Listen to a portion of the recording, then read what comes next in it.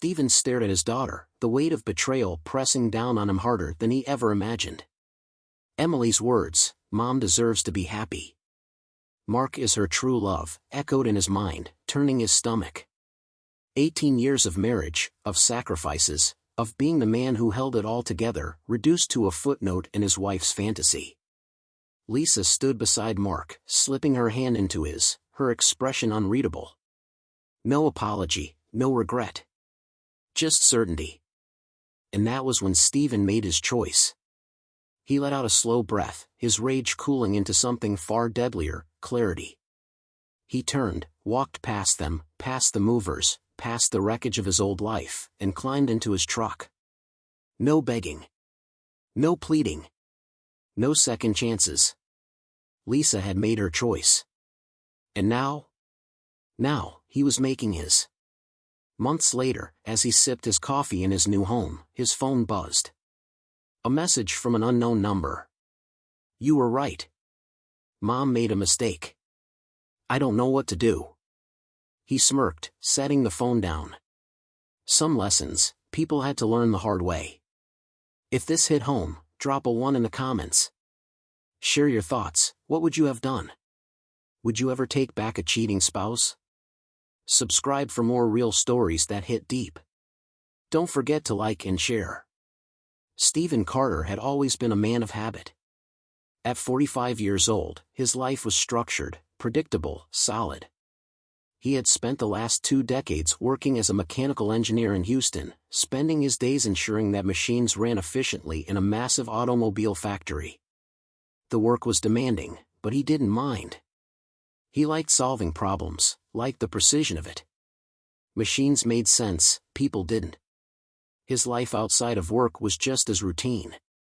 Every morning, he left at 6:30 a.m., grabbing coffee from the same gas station near his house before making his way through Houston traffic.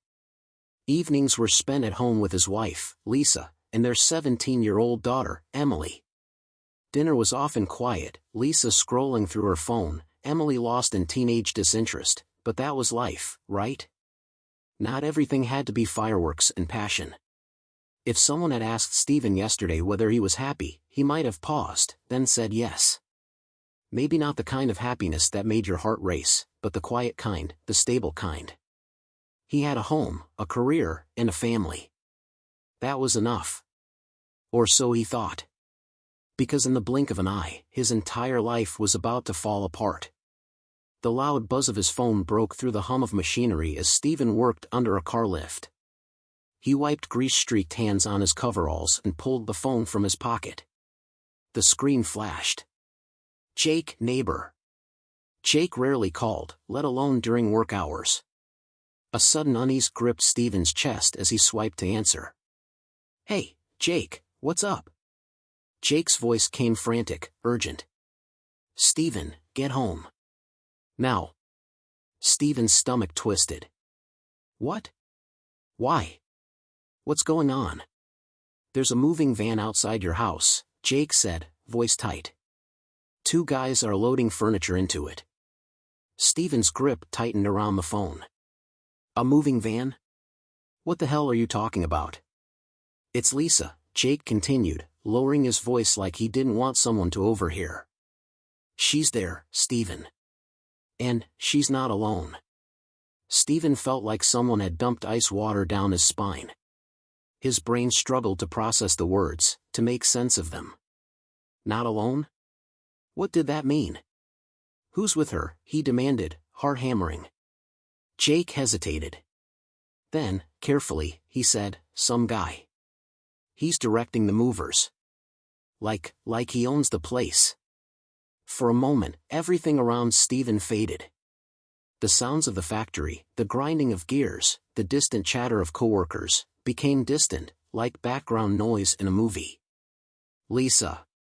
A moving van. Some guy. The words clashed in his brain, refusing to settle into something logical. This had to be a mistake. "Jake, are you sure?" Stephen asked, his voice low, controlled. Too controlled. His entire body was rigid, his pulse hammering in his ears. "Positive," Jake said. Look, man, I wouldn't call if I wasn't sure. You need to get here. Now. Stephen's breath came faster. Shallow. Uneven. He didn't even remember ending the call, just shoving his phone back into his pocket with numb fingers. His chest was tight, like something huge and invisible was pressing down on it. 1,000 thoughts crashed through his head at once. Was this a burglary? Had Lisa decided to suddenly leave? No, that didn't make sense. People didn't just pack up a house in the middle of the day without saying a word. Unless she had planned this. The thought hit like a punch to the gut. Lisa was supposed to be at work. So was he.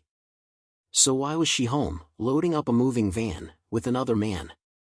His stomach twisted violently, bile rising in his throat. He needed to get home. Now. Without a second thought, he ripped off his work gloves, turned on his heel, and stormed toward the factory exit. The engine roared to life as Stephen threw his truck into gear and tore out of the factory parking lot. The Houston sun glared through the windshield, but he barely noticed. His knuckles turned white on the steering wheel. His mind was a storm of questions, suspicions, and denials. Was Lisa leaving him? That was insane. Sure, things hadn't been perfect lately, but marriage wasn't always exciting. It was supposed to be solid, unshakable. They had been together for 18 years. You don't just wake up one morning and decide to throw that away. Or do you? His stomach churned. Emily. Was she part of this? Did she know? He pressed harder on the gas. Jake had said Lisa wasn't alone. Who the hell was with her? The idea of another man inside his home, touching his belongings, directing movers, it made his blood boil. Was it an old friend? Someone he didn't know? Or was it something worse? A name flashed in his mind, one he hadn't thought about in years. Mark. Lisa's high school boyfriend. The ex that she had lost contact with. Stephen had always dismissed him as a distant memory, a chapter long closed. But what if he wasn't? His heart slammed against his ribs as he rounded the final turn into his neighborhood. His street stretched before him, lined with familiar houses, but nothing felt familiar anymore. And then he saw it. A moving van. Parked in front of his house. And Lisa. Standing next to a man. Smiling. Stephen's world shattered. Stephen's tires screeched against the pavement as he pulled up in front of his house. His hands were gripping the steering wheel so tightly that his knuckles had turned white. The sight before him sent a sickening wave through his stomach. A large moving truck sat in the driveway, its back doors flung open. 2 men in matching uniforms were hauling their living room furniture outside, handling it like they had done this 100 times before. His couch. His dining table. Pieces of his life being packed away like they meant nothing. The front door was wide open. His home, the place he had built with Lisa, the place where they had raised Emily, looked like a crime scene. The inside was hollow, stripped of warmth. He could already tell, this wasn't some spur-of-the-moment decision. This had been planned. Carefully. Deliberately. And he had been kept in the dark. His breath came fast, ragged, as he swung the truck into park and flung the door open. His boots hit the pavement hard, his entire body charged with adrenaline. Then he saw them. Lisa was standing at the edge of the driveway, arms crossed, watching the movers with an eerie sense of calm.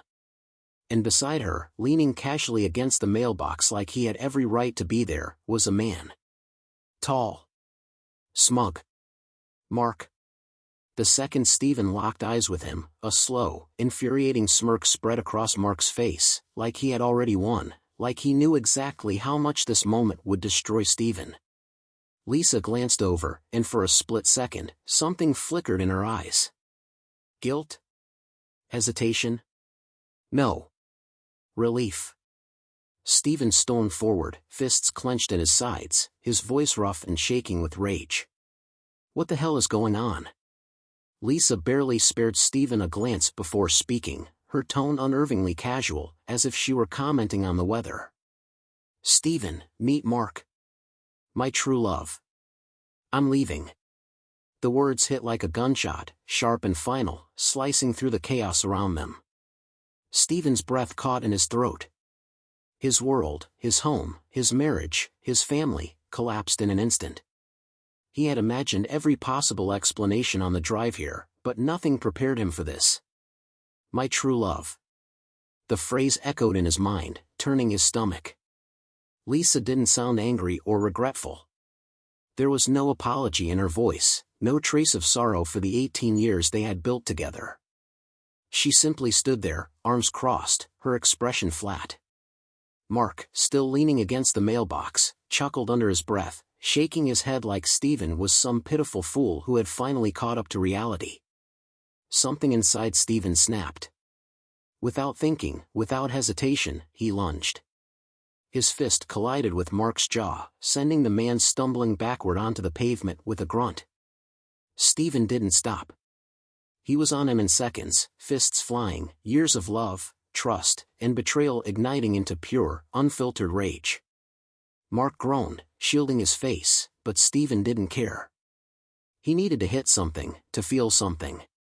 The movers stood frozen near the truck, unsure whether to step in or continue loading the furniture. One of them exchanged a look with the other, then simply shrugged and turned back to work. It wasn't their fight. Lisa's voice rang out, sharp and panicked. Stephen, stop it. But he wasn't listening. Not anymore. A sharp voice cut through the chaos. Dad. Stop it. Stephen barely registered the words at first, his mind clouded with fury, but then small hands shoved against his shoulder.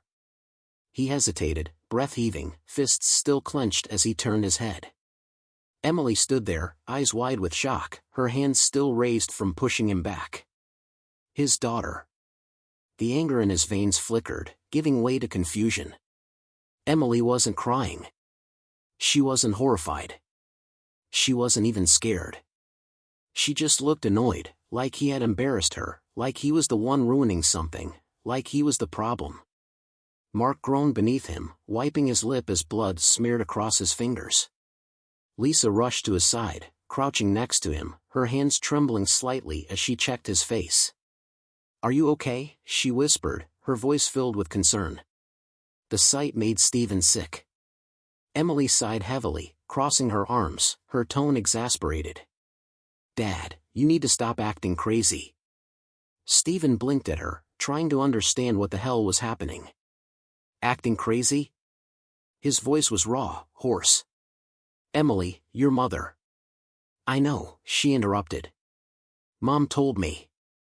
I knew this was happening. The ground might as well have split beneath his feet. He swayed slightly, the breath knocked from his lungs. You knew? Emily rolled her eyes like this was all just a ridiculous overreaction. Yeah. Mom deserves to be happy. Mark is her true love. The words were hammered to his chest. She's been miserable for years, Dad, Emily continued, her tone sharp, matter-of-fact. She never loved you like that.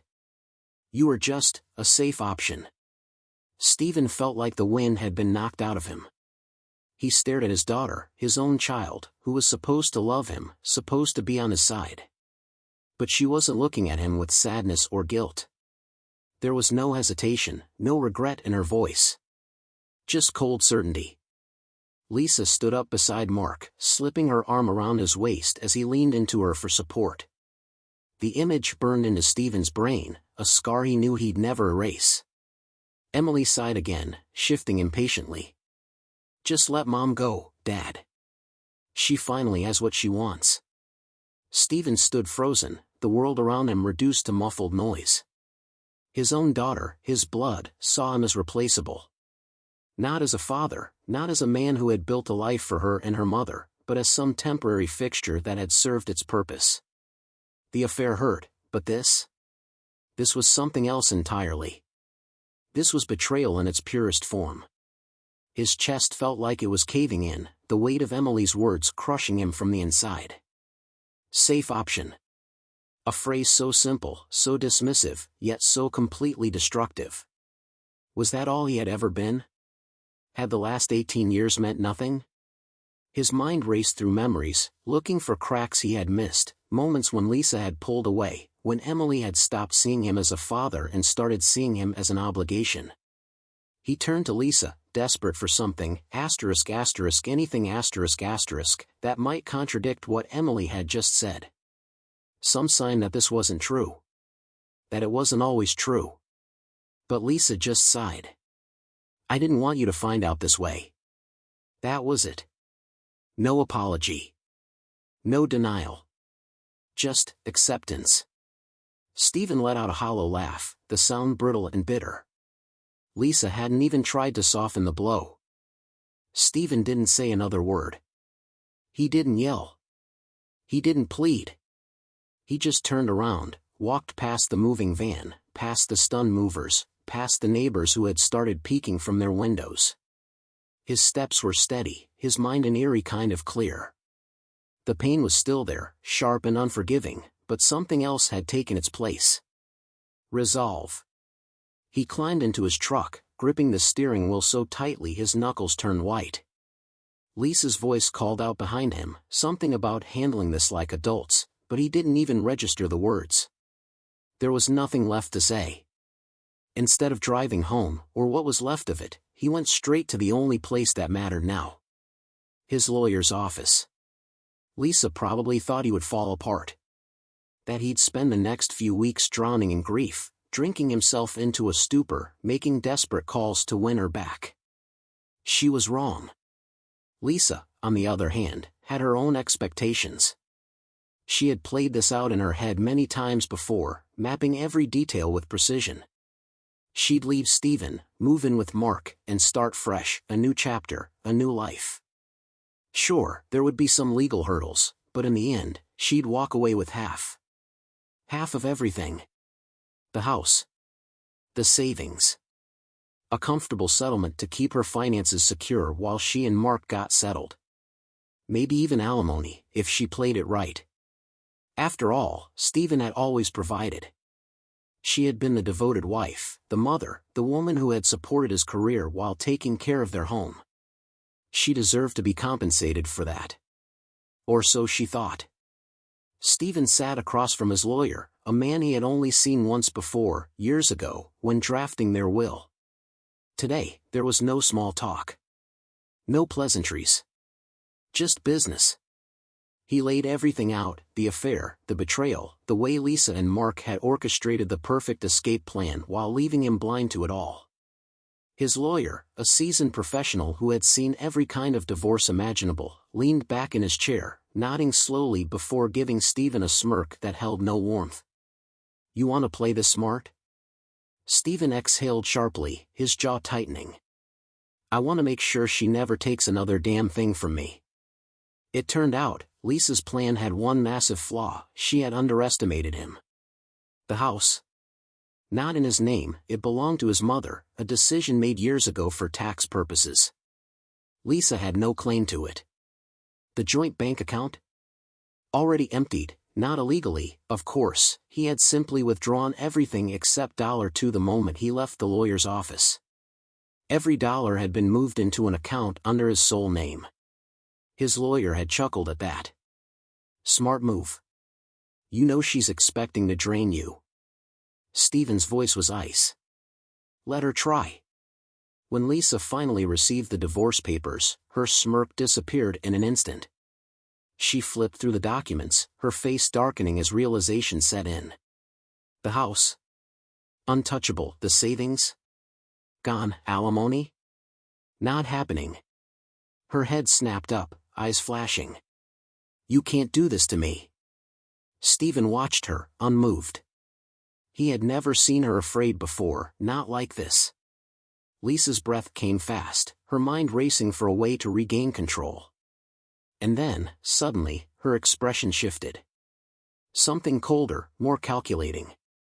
If I can't take your money, she said slowly, her lips curling into a twisted smile, I'll take your daughter. Stephen's stomach turned to stone. I'm going for full custody of Emily, Lisa continued, her voice smooth, confident. She'll be better off with me and Mark. You? You'll be alone. It was a threat. A declaration of war. Stephen stared at her, his anger giving way to something darker. She thought she could win. She had no idea who she was dealing with. The courtroom was silent. Every eye in the room locked onto Stephen as he leaned back in his chair, expression unreadable. Across from him, Lisa sat confidently beside her attorney, waiting for him to fight, to protest, to beg.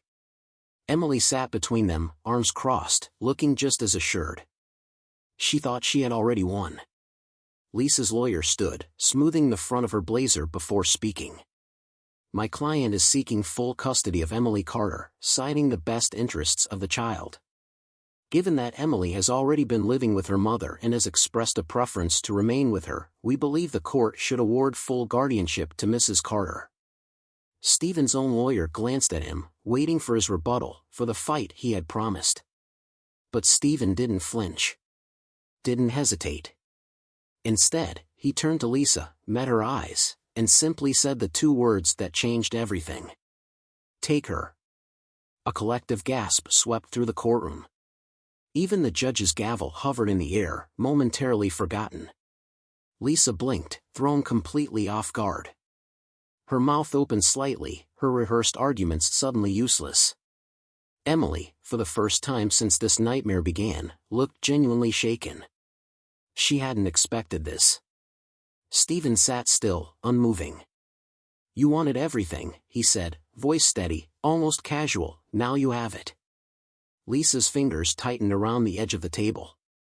Emily's face paled. She had thought her father would fight for her, that he would beg for the life she had just cast aside. Instead, he had let her go without a second thought. The victory Lisa had so carefully constructed suddenly felt like a loss. Months passed. The house was quieter than it had ever been, but not in the way Stephen had once feared. He had imagined the silence would be suffocating, unbearable. But instead, it was peaceful. The pain was there, of course. Losing Emily, even after everything, had carved a hollow space inside him. But there was relief, too. For the first time in years, he wasn't waiting for Lisa's approval. He wasn't trying to fix something that had been broken long before he even realized it. He was free. And freedom, as it turned out, felt damn good. Stephen had just sat down with a cold beer, flipping through channels on the TV, when his phone vibrated on the coffee table. At first, he didn't bother checking. It was probably just a work email or another pointless notification. But then it buzzed again. And again. He sighed, grabbing the phone and unlocking the screen. Unknown number ***, you were right. Mom made a mistake, ***. His grip tightened around the phone as he stared at the words, reading them over and over. Unknown number ***, I don't know what to do. He didn't need to ask who it was. Emily. For a moment, he felt nothing. No satisfaction, no anger, just a hollow space where emotions used to be. He could already imagine what had happened. The perfect dream Lisa had painted for Emily had begun to crack. Mark wasn't the warm, fatherly figure she thought he'd be. She had made her choice. And now, she was realizing the cost. But Stephen wasn't sure he cared anymore. The next evening, just as the sun dipped below the horizon, there was a knock at the door. Not the confident, impatient kind, but hesitant, almost afraid. Stephen didn't move at first. He knew who it was. He had read the texts, ignored the follow-ups. He wasn't ready to deal with this. Another knock. Softer this time.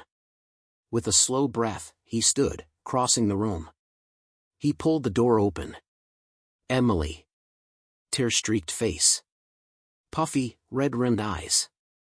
She looked so small, like the little girl who used to cling to his arm after a bad dream. But she wasn't little anymore. She had chosen her side. She sniffled, rubbing her arms. Dad. Stephen didn't respond. He just waited. Her voice cracked. I was wrong. He leaned against the doorframe, arms crossed. About what? Emily swallowed hard. Mark, he never wanted me there. He treated me like an outsider. Mom let him. Her lip trembled. She always took his side. Stephen's chest tightened, but he didn't move. Didn't reach for her. I thought she was choosing happiness, she whispered. But she wasn't. She was choosing him. And I was just in the way. Silence stretched between them. The same daughter who had once called him a safe option now stood in front of him, begging to be let back in. Stephen didn't say anything. He just looked at Emily, really looked at her. Gone was the arrogance, the certainty that she had chosen the right side.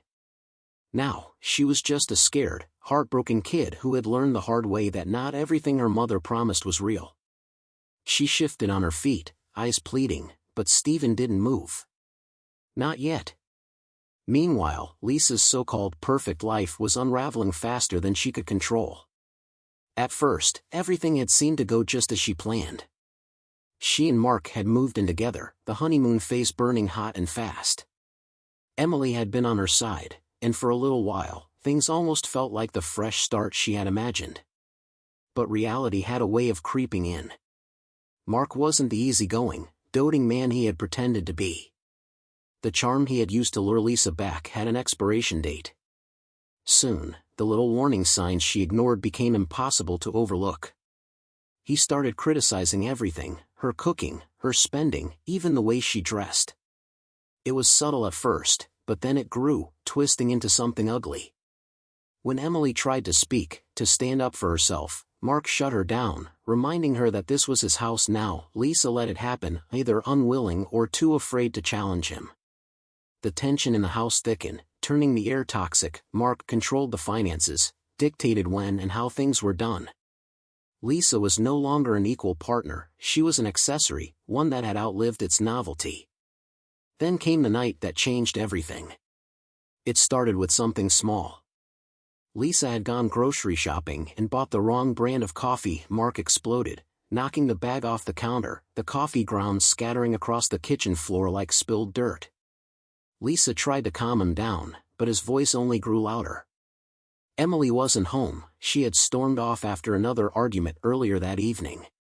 That's when Mark snapped. 1 second, he was shouting. The next, his fist connected with her face. Lisa stumbled back, crashing against the cabinets. Pain shot through her ribs as he grabbed her arm, squeezing so tight she swore she felt something crack. She gasped for air, but he wasn't done. She had imagined this life as perfect. It was anything but. By the time she dragged herself to the phone to call for help, her face was barely recognizable. Blood pooled in her mouth, a sharp throbbing echoed in her ribs, and for the first time since leaving Stephen, she felt something new. Regret. The sirens cut through the night, flashing red and blue lights bouncing off the walls of the house Lisa once believed would be her fresh start. Neighbors stood outside in hushed clusters, whispering amongst themselves, watching as 2 officers led Mark out in handcuffs.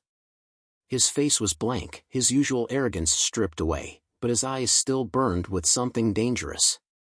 Lisa sat on the front steps, a bloody tissue pressed against her swollen lip, her ribs aching with every breath.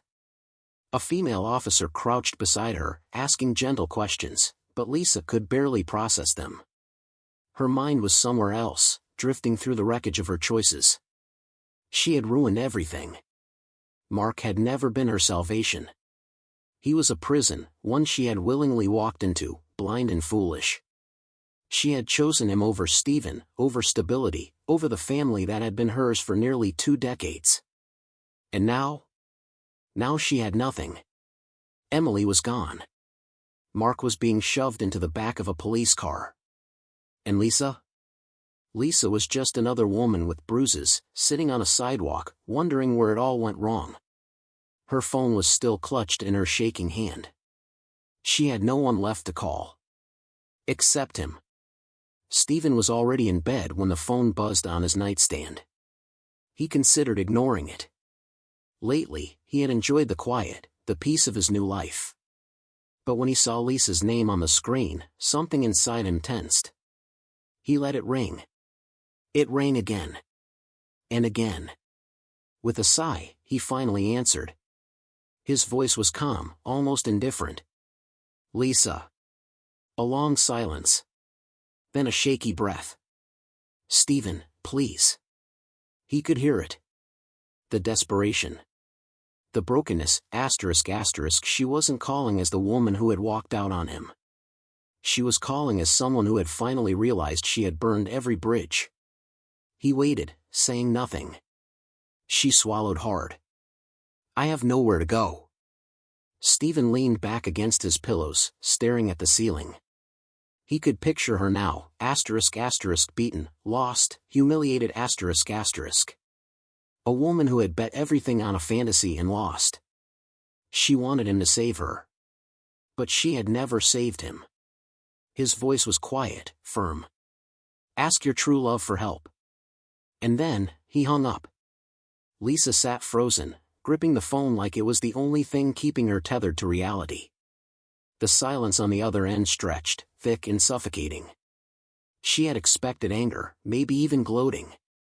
But what she got instead was something far worse, ***, nothing, ***. Her voice trembled. "Stephen, please. I have nowhere to go." There it was. The admission she had never imagined herself making.